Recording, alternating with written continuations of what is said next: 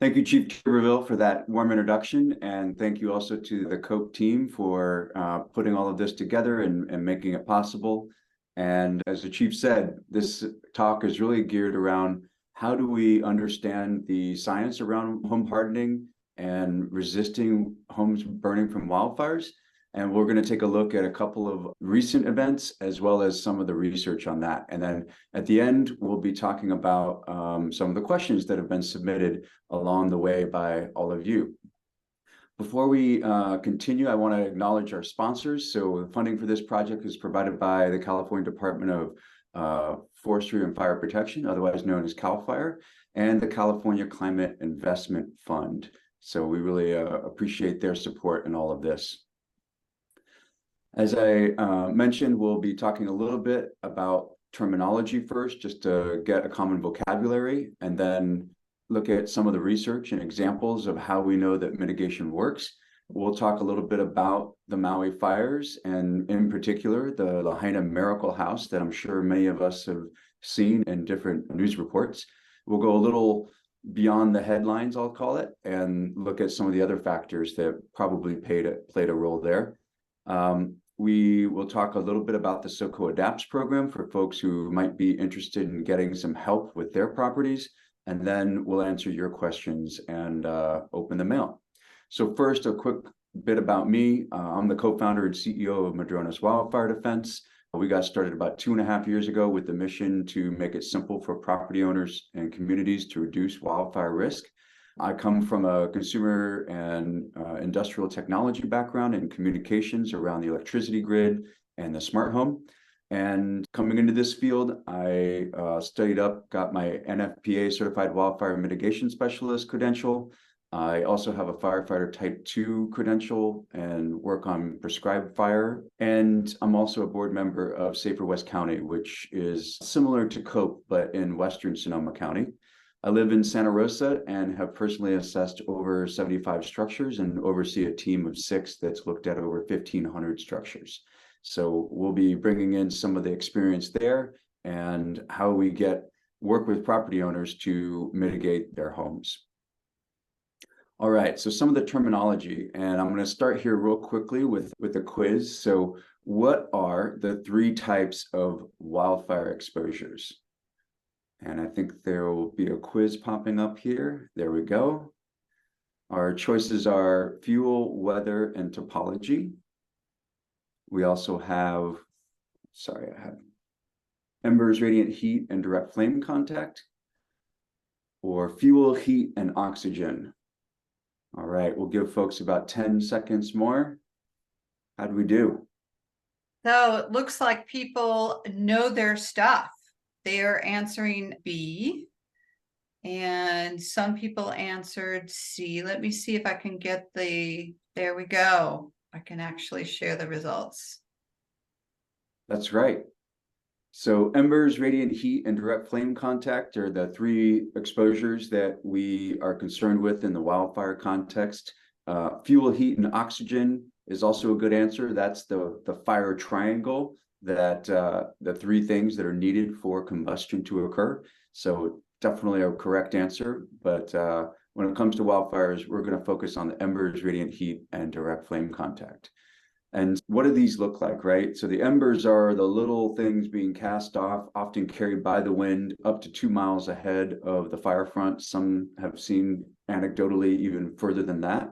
We also have direct flame contact, which I think is what most of us imagine or think of when we are concerned about fires, where fire follows fuel and the flames are directly in contact with something that has not yet ignited. And then the radiant heat one, that's one of our bigger challenges. So when we have significant fuels nearby, whether that's really dense vegetation or maybe a wood pile, or in some cases neighboring homes or structures like sheds on our own property, those things igniting can give off enough radiant heat that it can crack windows or ignite siding at a distance, often up to about 50 feet is the limit there. And over here on the right, we're seeing an example of all 3 at work at the same time. That's a very difficult situation for that home to be in.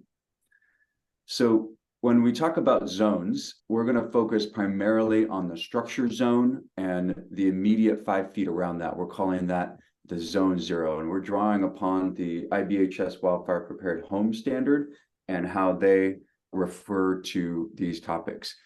I want to first say that defensible space is also very important. So what happens in the first 30 feet or even within 100 feet of the home is also important. But for this talk, we're going to focus just on the structure and the immediate 5 feet around that for the most part. So a couple of things that I think are nuances here that are worth calling out: decks and any attached sheds, structures, things like that that are attached to the home are considered part of the structure. And you can see here at the upper portion of this, the 5 feet zone 0 extends beyond that structure, or excuse me, that deck.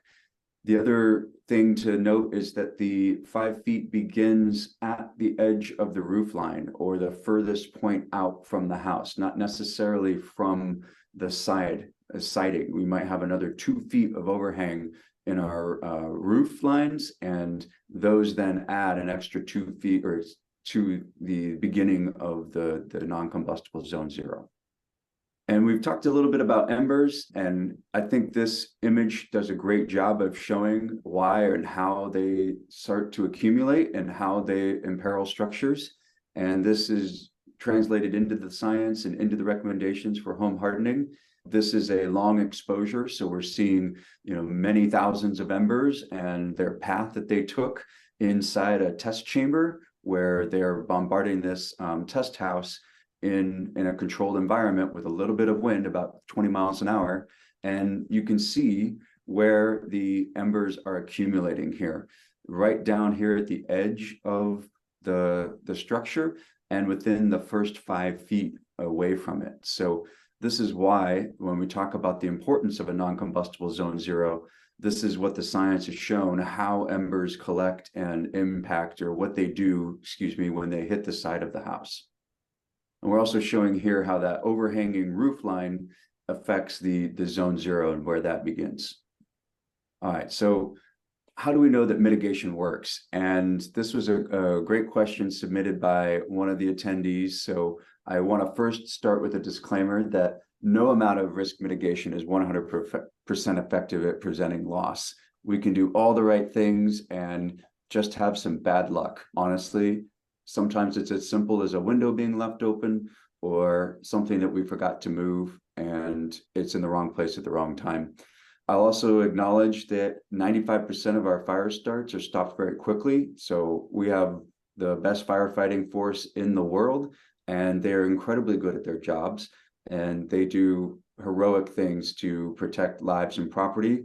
And when we have these really 5% of situations where things get out of hand and when first responders are overwhelmed, the protecting life part of the mission becomes the sole focus, and buildings and property have to stand on their own. And this is all what we're trying to do, just to save and protect our homes and communities, but also to do our part in helping our first responders in doing their jobs.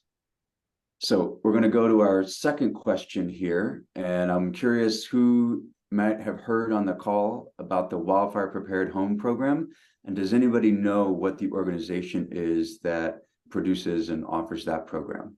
We have a couple answers here: the Insurance Institute for Business and Home Safety, the California Department of Insurance, and NFPA Firewise USA Communities. This one's hard because all three of these organizations are very active in this space and all are doing great work. And we'll give folks a few more moments. 3 seconds. How do we do, Priscilla? There you go. That's right. So the Insurance Institute for Business and Home Safety, we're going to talk a little bit about them. They offer the Wildfire Prepared Home Program. You can go check that out at wildfireprepared.org. And there's a great wealth of resources and information if you're looking at how you can do things to your home that are recognized by insurers. About 70% of the insurers in California are members of the Insurance Institute for Business and Home Safety, and they are gearing up to support this wildfire prepared home program. It can help with qualifying for coverage as well as for premium discounts for many of the things that are included in that program. And they have some of the coolest jobs in the world as far as I'm concerned. One of our key advisors is Dr. Steve Quarles, who used to be the chief building and wildfire scientist, for IBHS. This is a photo of their facility in South Carolina. They have this, what they call a roof farm, where they have a number of mock structures. They're out there weathering it in the South Carolina heat and sun. They shoot ice balls at shingles and see how they behave in hailstorms. That giant structure and wall of fans can generate winds as high as 130 miles an hour. So they test buildings and how they survive earthquakes and, hurricanes and tornadoes. And of course, we saw earlier the photo about how they study wildfires. So great group of scientists and researchers that are taking lessons learned in the lab and in the field and putting that into an actionable program that insurers recognize. And the science and the modeling out there says that hardening and defensible space, when combined, can reduce risk by up to 75%. So these are things I'm sure many of us have heard about before, things like removing combustible fences within 5 feet of the home, creating defensible space, making sure our vents have 1/8-inch mesh, maybe installing some metal gutter covers, and hardening our decks and other parts of the house. And where does this science come from? So there's a couple of data sources that I think are good here. The one on the left is actually a wildfire catastrophe model, and this was put together by the National Association of Insurance Commissioners and the Wharton Center for Insurance Policy and Research. And they estimated and modeled that structure hardening could reduce risk by 40%, with an additional 35% coming from vegetation management. And these are the modelers that the insurance industry looks to when they're thinking about how do I price my reinsurance costs and premiums for property owners. And on the right-hand side here, this is a study that was done by CAL FIRE in 2020, and they have a program called the Damage Inspection Program. And that's where they go out with professional teams and they look at every structure that burned. And they looked at one key thing, which was a building code change that began in 2008, where certain homes built in what they call the state responsibility area, or sometimes folks call it the WUI, the Wildland Urban Interface, they were required to adopt stronger building techniques. So this includes the mesh on vents. It includes things like double pane tempered glass windows, and enclosed eaves, among others. And then standard has evolved and improved with time. There have been a number of updates to that. But beginning in July 1st, 2008, that took effect. And what they've seen is in some of the bigger fires that we've experienced, the buildings that follow that building code have a much higher success in survivability than the structures built before that. So you can see here the increase in survivability from structures that follow the Chapter 7A building code standards as they're known. Great. So now that we've got some of the background and the science and terminology down, I want to take a close look here at the Maui Fires, and in particular, the Lahaina Miracle House. But first, I want to acknowledge that recently we reached 100 confirmed fatalities, with 4 folks still reported missing from the West Maui fires that began on August 8th. So it was tremendous loss for the community and for many folks. And of course, the more vulnerable residents of the community seem to have suffered much more than average. And it just goes to show how important this work is, and especially for folks who are our senior members. So I think this was an image that captured the world's imagination, and it was the home that was on Front Street. So this is a little south of the main tourist and business district in Lahaina. And it's owned by a couple who recently purchased it and remodeled it themselves. They put a lot of sweat equity into it. They are a very interesting couple. The one of the spouses, she is a very accomplished artist. And if you're a fan of Paul Cézanne and French Impressionist, you should definitely check out her work. And they were kind enough to answer a lot of reporters' calls right after this, and they shared a couple of things that I think were widely reported about how this home survived.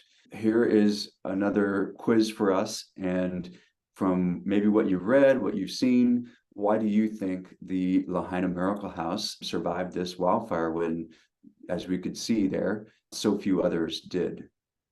So we have a mysterious choice 5 to choose from. I think that's our version of the mystery door. And Priscilla, how are we doing? Give it just a couple of seconds. People got a late start. Anybody else? There, we got a bunch more.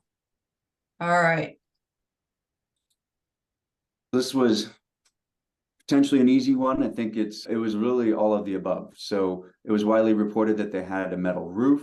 They had rock around the edge of the home. They did it to prevent termites, but they inadvertently created a very nice non-combustible zone 0 out from the house. They are also benefiting from quite a bit of setback. As you can see here in this image, there's a lot of separation amongst their home versus everything else around them. They have no structures to the bottom of them, and the neighbor to the north and across the street. We'll take a look at that. And luck certainly played a role, but there's a couple other things too, and I think that they're pretty illustrative. The other thing that I think I haven't seen reported anywhere else is that you might notice that this home has a twin. So the Lahaina Miracle House is the one here on the bottom. And if you look at the roof lines, there it is a plantation style classic Hawaiian home. And it was built the exact same original footprint as the house to the north here. And I think it's illustrating to show some of the differences and provides a really interesting case study for us to look at. And this is the Lahaina Miracle House from Google Street View as captured in October 2019. This is right before it was purchased and renovated by the owners. And you can get a sense of what the landscape looked like and the general condition here. Very nice house, obviously, great view, location. And here was the neighboring house, very similar and actually has less vegetation here and some other things that are going on that we'll talk about in just a moment. But really, they're watering their lawn. It's a lush green grass and only a few shrubs and things. Not a lot of vegetation right there. This is an aerial image from August of 2022. And so this was about a year before. And now we can see that there's been some work done on the house on the bottom. So you can see the red roof, it's metal. You can see that they've done some other cleanup stuff. And the house to the north, the twin, is actually undergoing a roof renovation or a roof repair. So it's been stripped down. If you peer in closely there, and that kind of little balcony area on the back, there's a bunch of building materials. And the point of this is to show that any Class A or new roof is Class A fire rated roof is going to provide plenty of protection for you. You do not need a metal roof. It certainly doesn't hurt. It is appealing for many folks because of its durability, its longevity, and aesthetics. But a Class A composite shingle roof is very sufficient to protect a home from the kinds of ember exposures that it's likely to see during a wildfire. And worth calling out too is that the house just above the twin, so it's got the red roof up here in the upper corner with solar panels on that. That was also a metal roof home, but that did not lead to that home surviving. Here's another photo taken in March of 2023, and you can see the new roof on the twin home and a couple other things. It looks like they actually put a metal roof on the carport and on the backside there. So composite shingle on top and metal on the carport and the side. So now I'm going to talk a little bit about Zone 0, revisit this. How did our homes fare? So this was the original photo from Street View. We can see that there's not much of a Zone 0 here. We've got quite a bit of vegetation here. We've got these tea trees, as they're known here, the kind of purple pink ones. lots of other beautiful vegetation. We have a tree out in front, fortunately not too dense. I think it's a plumeria, in which case it's one of the largest I've seen, and that thing must really smell nice when it goes off. Oh, and to the side here, we do have a walkway. So there's a decent amount under the E, but in a tropical environment, you want the roof edge out to provide shade and shed water. Our zone 0 starts almost at the edge of the concrete and don't have a lot there. For the twin, we talked about this a moment ago. We've got some pretty traditional plants right there in that foundation area right next to the home, but otherwise pretty clean in the background there. And we'll look at a couple other things in a moment, but there's actually a few other things that are interesting there. Going back to our March 2023, so this was about 5 months before the fire started, and we never know what might have changed between then and now, but I think there's some interesting things. So we're going to see what zone 0 looked like from the sky here. And so we're going to first look at the miracle house. We can see that the plumeria is in bloom. And a couple of things I notice here when we look at this is we've got this plumeria tree, which is in zone 0, but it isn't terribly dense. We can see pretty much all the way through it. You can see the driveway there above. It's a fairly low density tree. It doesn't have a lot of leaves around it or much in the way of vegetation underneath. And then on the right-hand side, you can see that they had put down that very nice non-combustible zone 0. So what we saw in the original street view image had changed quite a bit by the time they were done with their remodel. On the twin to the north, we see a couple of things going on here. And maybe as we're looking at this together, when you're sitting at home, I'd be curious to hear or see, encourage you to think about what you notice here.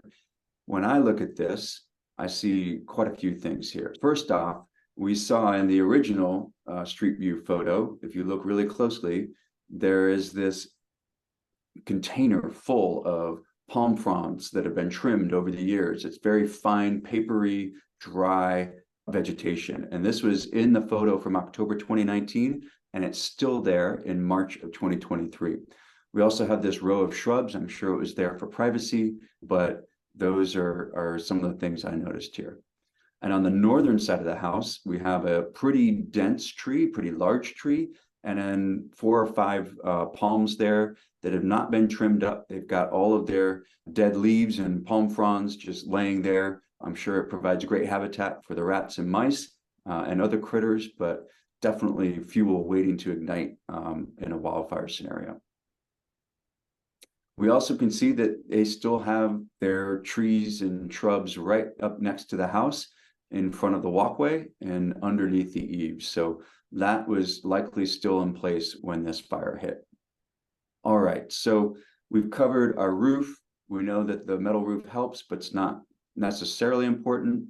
We know that the zone 0 they created for the termite resistance happened to also work for wildfire, and we saw how the neighboring property did not have that. And now we're going to look a little bit at structure separation. And so I think this is really important to think about, especially for the Northern Sonoma County community. We have many homes that are built on larger lots that might have more than 50 feet of separation between the homes on their lot and neighboring properties. And for those folks, they have a lot more control over their wildfire risk versus folks that live in a more dense environment. And the science on this shows how important this is. So in the Camp Fire, which destroyed the town of Paradise, the #1 predictor of a home being destroyed was another home destroyed within 50 feet. And so you can see on the right-hand side, this was research put together from the U.S. Forest Service, one of our UC Cooperative Extension scientists, advisors, Jana Valakovic, and Dr. Steve Quarles and Nels Johnson. And they looked at over 400 homes in Paradise and modeled out what were the factors that they could tell.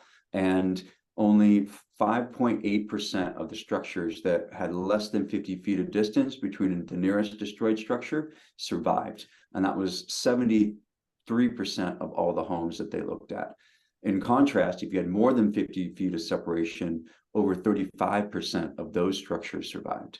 And so from there, it goes down into some other items that contributed, but I think that is one of the key things that we should think about when we're looking at our property and also the community around us, and how important it is, if we live close to neighbors, that we're all doing our part. Hey, Ivan. Yeah. We had a question about, since you were talking about roofs, were you going to talk about exterior sprinkler systems and roof systems, that kind of thing? I definitely do that. That question now. So actually, I'd be curious to get the chief's take if he'd like to weigh in, or I can give my my answer. Yeah, I'll take the question. You put me on the spot. This is mainly from my experience, what I've seen, and then some opinions. So I'm not going to say don't do exterior sprinklers, but if you do them, make sure you're not going to take away from water that could be used by firefighters more effectively to fight the fire, whether it's your house or your neighbor's house, or put out vegetation. And then you are going to install, when you activate it, can you remotely activate it? Is it dependent on power or you being present? If you activate it 2 days before the fire approaches your house, or maybe the fire never makes it there, those types of variables. But all in all, they do, in my opinion, have some effect on moistening the air and putting embers out. They're not, as I've alluded to, if you have a Class A roof, an ember can land on your roof, that's not going to be a problem. But if an ember lands in your gutter that's not clear, of combustible or leaves, let's say, or pine needles, the roof sprinklers will keep your gutters wet, which could prevent that fire in your gutter from occurring. And in addition to moistening the air, will also wet or make moist the landscape and the vegetation around your house. But it's still not most likely going to wet the exterior side, exterior wall, horizontal wall, vertical wall. And so it's going to have limited effectiveness. My best advice is, if you're going to do it, think about it logistically, how it's going to activate the water supply. And then it's, when we talk about odds and statistics and what's most effective, I think defensible space, vegetation management, and home hardening your home is more important than exterior sprinklers. That's just my opinion and my observations. I'd love to see what the science says, if you have a scientific answer. That's just my anecdotal firefighter answer. I think that's extremely valuable. And I think the comment about you need to have your own water supply, your own backup power, you're going to need redundant communications to really count on this thing. And I think remind me, Priscilla, which fire was it? We ran out of water on Fitch Mountain? Yeah, the Kincaid. The Kincaid fires. Folks wanting to protect their homes, and hearts are in the right place. But when we're on a shared or municipal system, we really need to be careful about setting up sprinklers and then evacuating and leaving things running. And some of the other things that I've heard, first off, this is not recognized. It will not be recognized anytime soon by your insurer. They are not proven to be effective, and generally insurers want to rely on things that are passive. They don't like things that have a lot of moving parts and potential sources of failure. From an insurer standpoint, they don't recognize them. I want to echo the chief's comment that it's something that should be thought of as maybe icing on the cake after you've done all the other things. And in addition to where you locate them, another thing to consider is that when you have a stream of water and you start to get about 15, 20 mile an hour winds, like we see in many of these fires, the water doesn't tend to go where you aim that nozzle. And so it then starts to atomize and really loses its effectiveness in terms of where you want it to go. And it's best installed at the points that are most vulnerable, under the eaves, aimed at the base of the walls or the exterior siding. But even then, embers can find ways in, and it can be a real challenge for them to be effective. I think that's a great question. The other question, whether the slide deck will be made available, I think we'll be posting the link to the recording on YouTube. Indeed. And Ivan, I'm just giving you a heads up about the time. Thank you. Yeah, so we'll keep it moving here. When we looked at this, the Lahaina house, the two closest structures were 58 feet away across the street. and then it was 39 feet away to the north. And it's somewhere between that 30 to 50-foot range is when a nearby structure has enough heat. That thing's burning at 1200 to 1800 degrees Fahrenheit, and it can throw off a lot of flame. If any of us have been to a bonfire, or maybe Burning Man for some of us here, you know how intense that heat can be at distance. And we can't go anywhere near that.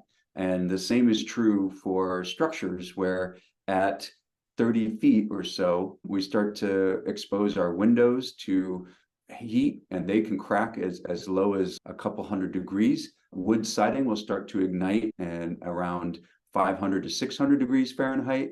And so it's not precise, but one thing that could have been helping with this fire is that the wind was blowing from east to west here, from the right side to the left side. So it helps carry the heat away from the Lahaina house here that we're looking at. And embers that would have been given off by the neighboring house were likely also being blown out to sea rather than directly at that. And when it had 60 feet of separation to the house across the street, that's enough where there was some good separation there. Hey, Ivan. Yeah. Question in the chat came up about what was the type of siding on the Miracle House? Yeah, it was wood siding. There doesn't appear to have been anything particularly special about it. I had the opportunity to talk with Dr. Steve Quarles, who was shown a photo and spoke with somebody. There was a team that just got back from doing some research in Lahaina. And that's a good point to bring up, actually. We'll bring this back. I'll jump ahead here. You can see that this was siding, and there was a photo taken of this side of the house that was facing the one that burned, and there was definitely damage. The paint had begun to peel. Didn't appear that there were any cracked windows, and it appeared that the siding was panelized product, which is likely plywood or something similar to that. The opinion was, I've heard it now from two different folks who are familiar with the research that was done. This house almost did burn, and it likely would have ignited from this side up here. So I wanted to call out that this home to the north, the twin, didn't have much in the way of structure separation. And so I think this could have been one of the bigger factors in that structure's survivability. But there's actually one other thing in addition to their zone zero that I think I put my money on. Stairs. We talk about the importance of siding going down to the ground, of having 6 inches of non-combustible vertical clearance up from any horizontal surface. And decks and stairs, of course, are a big part of that. We want to make sure that it's armored up. There's no gaps in the siding. There's no way for embers and things to be blown underneath the house or underneath decks or stairs. And as you can see here, it has been enclosed with completely wood, and at the base they have rock. And then what was interesting that I noticed when I went back and looked at the Google Street View from October 2019 is that the neighboring house and the Lahaina Miracle House both used to have this wood lattice here. And we see this a lot around our communities, but it's a beautiful way of screening some stuff in. But from a wildfire risk standpoint, this is one of the riskiest building materials. It's made out of very thin wood, which I don't know if any of you have used this, but you can rip it off and use it as kindling. That's the size wood that we make campfires out of when we're trying to get them started, right? Very fine, small fuels, easy to dry out, and lots of joints and surfaces that embers and bark mulch and things like that blown up right against it will have no trouble igniting. So this is one of those building materials that we want to try to move away from wherever possible. That, I think, could have absolutely contributed in this case to the difference in outcome. All right. So one of the last things I want to cover here is the carport. As I'm sure you noticed, that was one of the key differences between the home that survived and the home that didn't. And what is it about the carport that makes it so vulnerable? We can see here that there's some storage back here.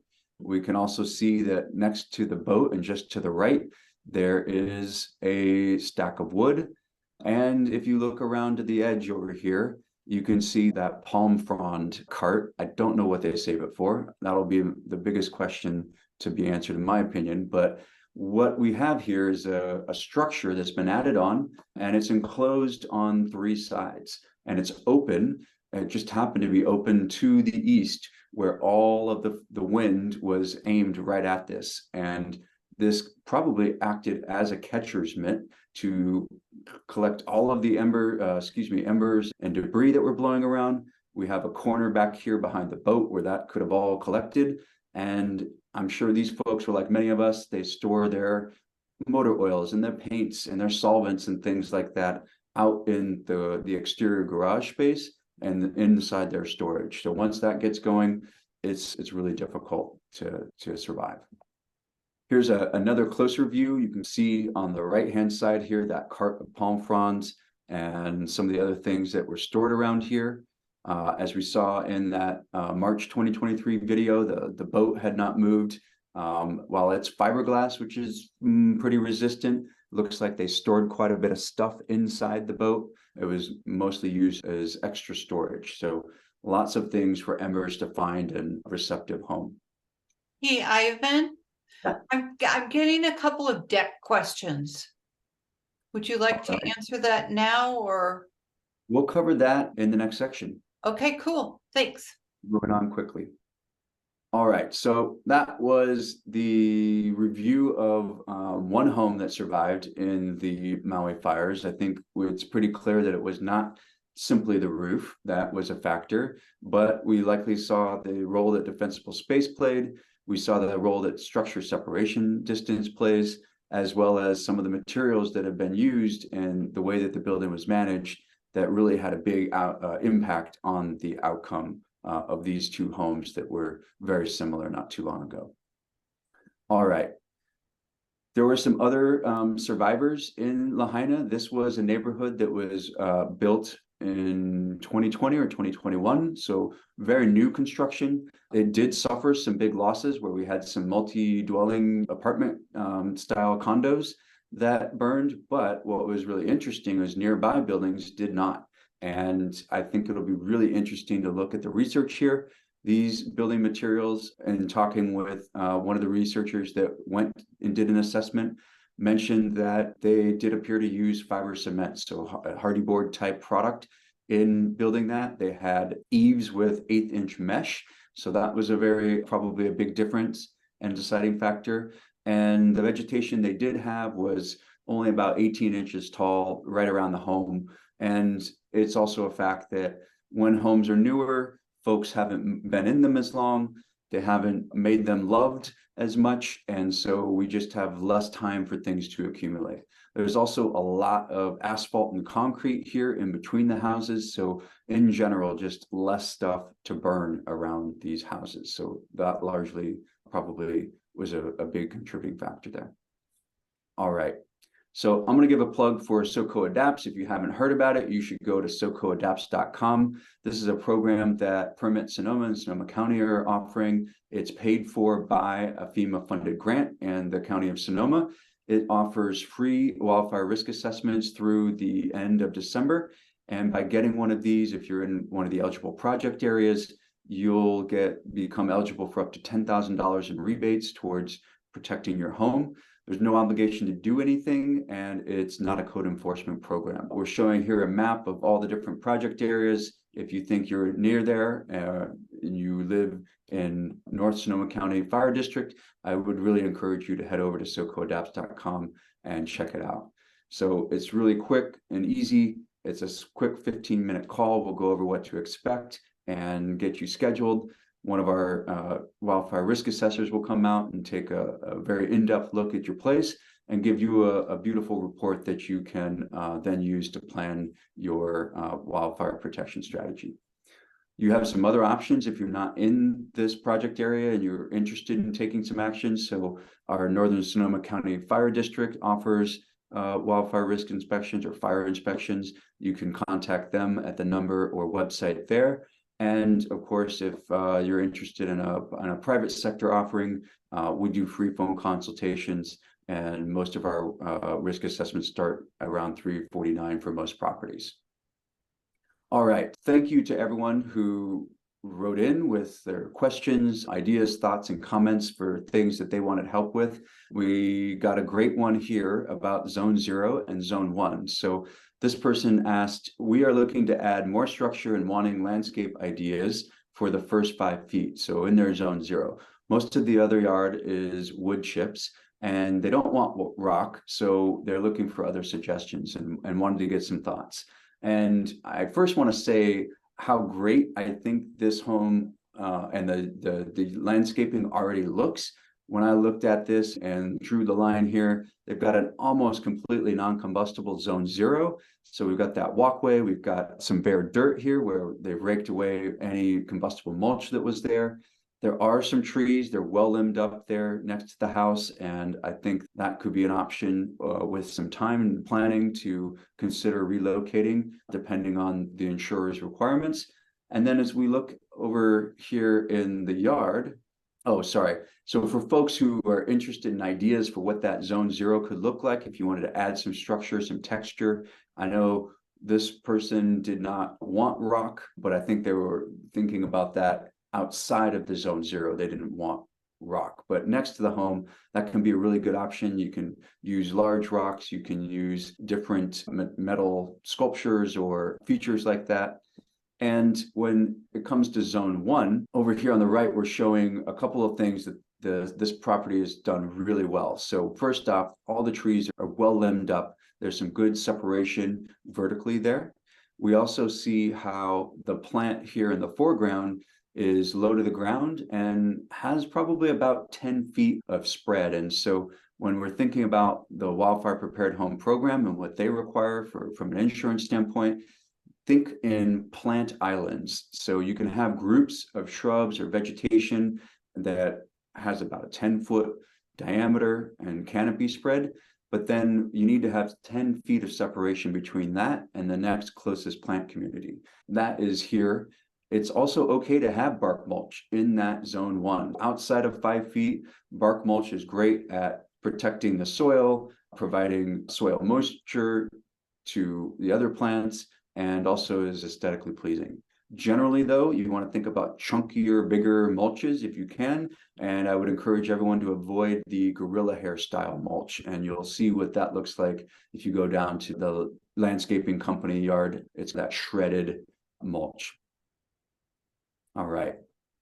So we had another person write in and ask about gutter covers. So they're not convinced that gutter guards are a good solution, as leaves can collect on top of the guards and they are expensive. That's also true. Wouldn't it be better just to clean out gutters during fire season and the wintertime? And it's definitely a case where we want to make sure that we're maintaining our gutters. For many of us, though, sometimes it's 2, maybe 3 stories off the ground. Access can be a challenge, certainly a safety concern. And the other thing here is that despite the maintenance that you might do, even if you're diligent about cleaning out your gutters, let's say you did it on a weekly basis in a wind-driven fire, which is the ones that we're most concerned about, your maintenance may not matter for much, because nearby trees, that wind gets going 40 miles an hour, 60 miles an hour, it is going to blow lots of stuff onto your roof and into your gutters, no matter what you've done. And when those embers come and find that, now we have a flaming ignition in a very vulnerable location right there on the edge of the roof. And that's really what we want to avoid. By having a gutter cutter, even if it has debris built up on top of that, the wind is going to act to move that around. It's going to be limited in how much can accumulate. And that's really the key factor here, is even if we get some debris accumulating, we want to make sure things are protected. It's just, we're looking for smooth surfaces, no big containers of debris that they can be in. So the Wildfire Prepared Home Plus requires non-combustible metal gutter covers. That's the higher version of the standard. So the base level, though, only requires that you have metal gutters. And so it's definitely not something that the insurers are requiring, but I think it can be a really smart investment. And if you look at some of the DIY products that are available from the big box stores or on Amazon, they are available for $3 to $5 a foot. The professional installed versions are often $10 a foot or more. So the key thing here though is we want non-combustible. We don't want plastic foam inserts. We don't want plastic pieces on top. We're looking for metal mesh and as much metal there as possible. All right. This is a big topic. So paint, stains, and coatings. And I did a quick search and there is no shortage of products out there. And it sounds really good when we hear that there's a product out there that is flame retardant, doesn't ignite, and there are a lot of products out there for us. Two folks wrote in about this, that my biggest problem is wooden decks. One of the members of our local fire group said that he had found a paint that he used to fireproof his decks, but implied that this knowledge was just for committee members. I would like to know, is there such a paint? And another one wrote, I'm told insurance companies won't credit you for using flame retardant paint on wooden exterior stairs, even if you repaint every other year. Are there any alternatives out there? And I'm really sorry to say that the science does not back up any of the claims that these manufacturers are making. It's true that on the day after you apply them, they are likely to work. On day 2, they're also likely to work. As we get further into the year, though, at about the 12-month mark, what happens is the daily cycle of heating and cooling and thermal expansion of the wood underneath the paint creates cracks, and these little micro cracks that then allow the heat to get to the wood and ignite it in a wildfire. So they lose their effectiveness after about 12 months. And here's a research paper. This is a particular specialty of Dr. Steve Quarles. And I've had the opportunity to go back and forth with him at length. But the findings are, at least with current formulations, none of the coating products included in this experiment can be relied on to provide enhanced protection from radiant heat exposures over an uncoated product. And so that's why insurance companies are not recognizing this right now. There was a question asked about one that showing some promise, and it's true that down in Marin County, there's a company that's going through some long distance or long duration testing, multiple years, and it is showing promise. So it is a product that has some classifications and some qualifications, but I would say is not yet ready for a recommendation. It involves 2 different coats, one that is very thick, and there's a lot of requirements about how it's applied, how thick it's applied, under what conditions. So it's maybe not as user-friendly as we're used to with paints and stains. And then it requires a second coat to go on the outside of that. And so it's not necessarily the easiest product, but as the test results come back in, there may be some hope there. But for now, insurers are not going to recognize that. All right. So decks are another big question that we get. And a lot of us have beautiful decks, and there's features about our house. They give us outdoor space, lots of enjoyment, and it's a big part of living where we are. Unfortunately, they're also very architecturally beautiful wood piles, and they're right next to or often attached to our homes. And so they're a big source of risk for our homes. And what we're showing here is some research, again, by Dr. Steve Quarles. It's another specialty of his, showing how decks ignite and how flames travel along decks. And when it comes to embers, the embers accumulate on top of the joists between the deck boards and next to the siding, in the gap there between the siding and the deck boards. And what happens is they'll start to ignite and they'll smolder, and then they follow the gap until they hit the next joist, and then they'll burn down and back around the next joist and continue along and follow that till they reach the home. And so it's one of these really challenging problems when it comes to decks. Some of the mitigations that are required and recognized by insurers, and this is the base level of the Wildfire Prepared Home Standard. So we want to protect against embers. And by doing that, we can screen all the areas less than 4 feet from the walking surface to the ground. So you can see how in the photo to the right, there's about 6 or 9 inches or so that has been screened in, and gravel applied all the way up to there. So that prevents debris from getting underneath and from embers coming underneath or through the deck boards on top, finding that debris, and it's starting a fire in a very vulnerable location underneath the deck. Another key thing is no combustible items on top of the deck or underneath, and no more than 10 plants in non-combustible containers, and they can't be more than 36 inches tall by 36 inches wide. And that's, you can see a good example of some beautiful planters there in this case. Also, you can't have combustible skirting. If instead we had wood lattice here where there is mesh, metal mesh, that's one of those things where we're putting a very vulnerable combustible product in contact with the ground, and we want to avoid that. So when it comes to the plus version, and some folks have asked about materials that are commonly sold and marketed as ignition resistant or sometimes non-flammable. So things like Trex, this is a plastic composite material. AZEX is another material or product that's on the market. And even things like redwood actually are recognized by the California Board of Forestry as ignition resistant. And unfortunately, those products are still combustible. If they are exposed to flame and enough heat for a long enough time, they will ignite and they will sustain combustion and put our home and structure at risk. When the insurance industry, what they're looking for at the plus level standard, completely non-combustible materials. So that includes the joists, the railings, the walking surfaces. Some options to consider there if you're thinking about building a new deck would be lightweight concrete or tile or metal. You want a continuous surface on top of the deck. And for the stairs, we want the vertical parts where the risers are to be either open or non-combustible.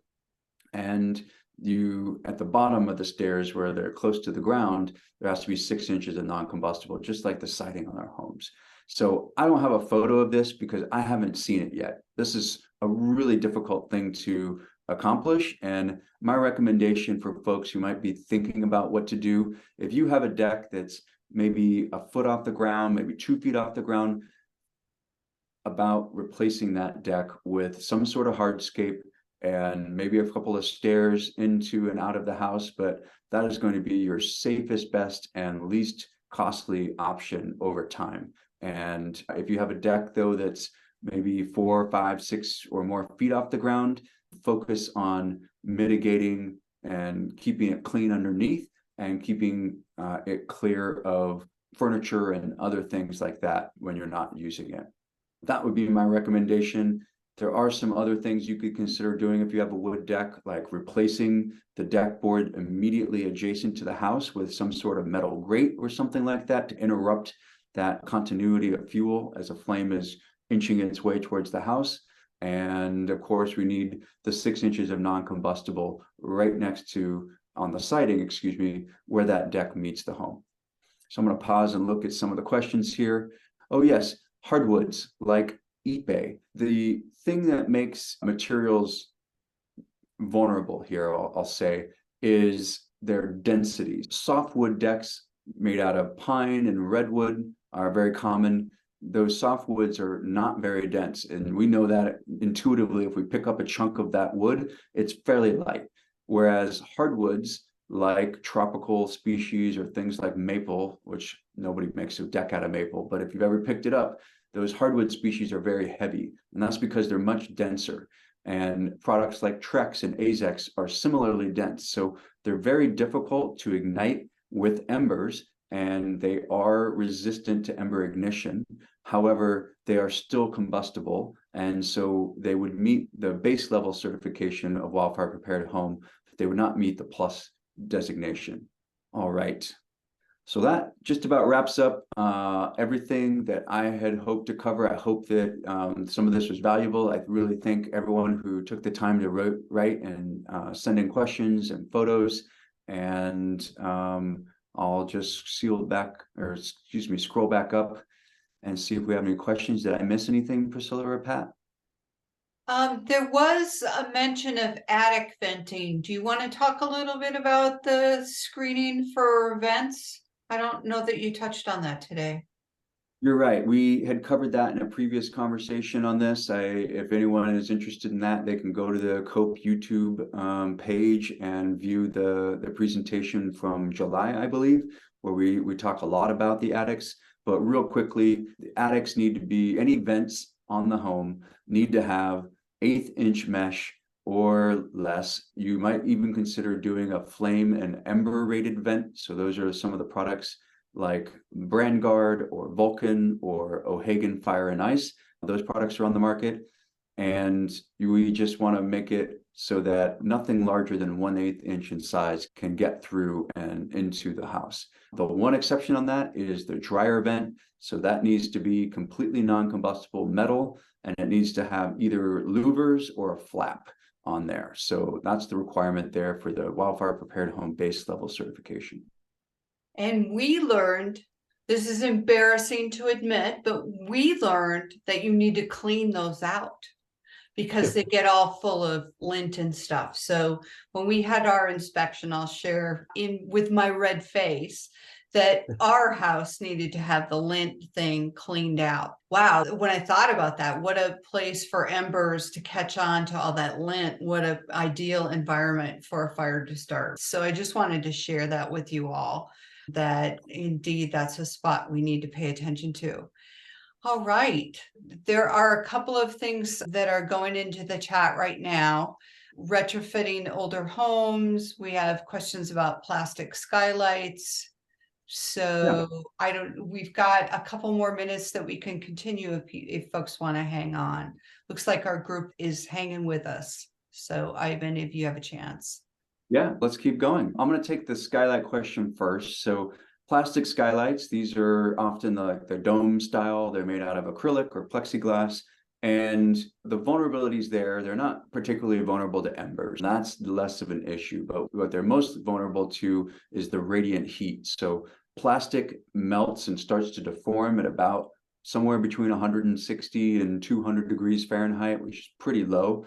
And once they start to deform, then they create an opening in the home and embers can start to get inside there. So that's where plastic skylights are vulnerable.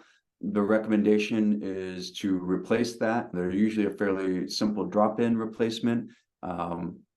Double pane or 2 panes of tempered glass is typically common now. I believe it's actually code. And also if it opens or closes, you want to make sure you've got a screen in there so that if you were to be away when a wildfire happens or forget to close it when you evacuate, the metal screens can help keep the embers out and protect your home from that. Oh, sorry. I was going to ask you the other question. Were you going to continue? Yeah, so retrofitting older homes with enclosed eaves with fire-rated vents. We get asked this one a lot, and I want to point to the Wildfire Prepared Home Standard again. There's 2 categories here. We have the base and the plus. On the base side, you do not need to enclose your eaves. You only need to worry about the vents that might be underneath those eaves for the attic space. And it would also be a good idea to make sure it's nice and sealed around the gaps between the rafter tails. That's called the blocking, where a lot of the bird holes or rectangular attic vents are. That's called blocking. So take some caulk and go around that. That's also covered in the July YouTube recording from the webinar we did back then. But enclosing the eaves can be a very expensive situation. Homes are built in all different ways. The building materials are used can be of different sizes. Generally, if you're going to do it, you want to use, I would just suggest that everyone consider using fiber cement, things like hardy board. They make panels that are designed for enclosing eaves, and they have perforations in the product that provides some of that ventilation.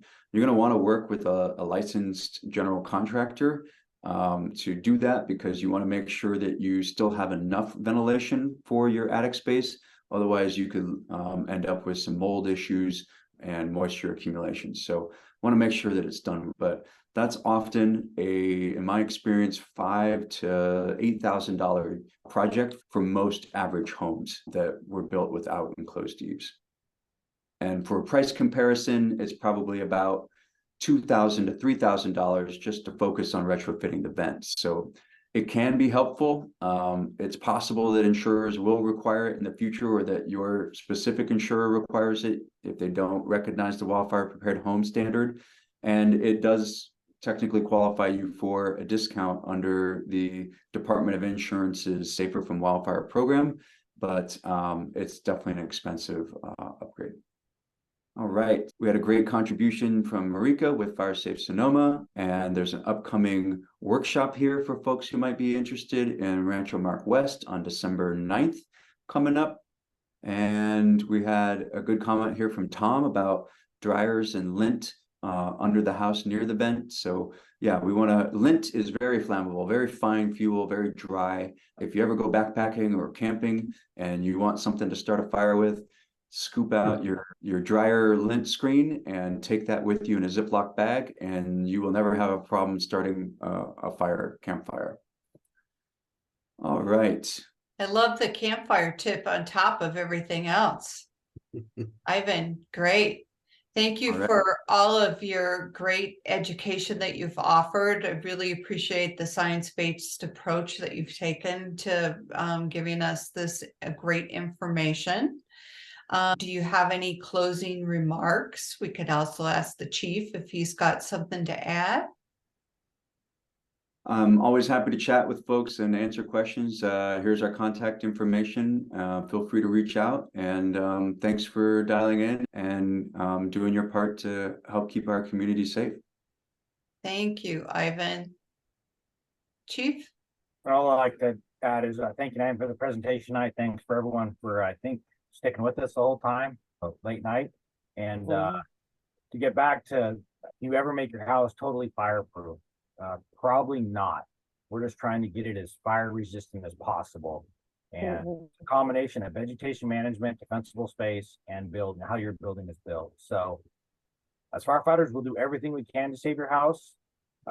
It's a lot. It means a lot to us if you guys take care of your vegetation, take care of your house, to give us a chance as well. Because when we're outnumbered, we may not be there, and little things could make a difference. So just the great advice tonight, good discussion, and it's all about just playing the statistics and the odds and where you choose to invest your money and your time to make your house more fire resistant. So thank you. Yeah, I would just add one thing from the COPE side, which is find one thing right now that you can do and just take one step in the direction of getting your home more home hardened. Because I think you get overwhelmed with all of the different things that you can do, but just pick one today and try to get that one done, and then keep a list and work down your list, but take one step at a time. Don't get overwhelmed by it. All right. Thank you again to the Northern Sonoma County Fire Protection District for having funding for this today. And thank you, Ivan, so much for being so knowledgeable and generous with your time, and for having such a great presentation for us. You are a gem in our community, and we're so grateful that you're here to provide the services that you do. Thank you for that. And thank you all for being here. I'm going to wish you a happy holiday, because we will not have a webinar again till next year. So thanks everyone again for being here. Take good care. Thank you for inviting us. You bet. Take care, everyone. You too. Good night.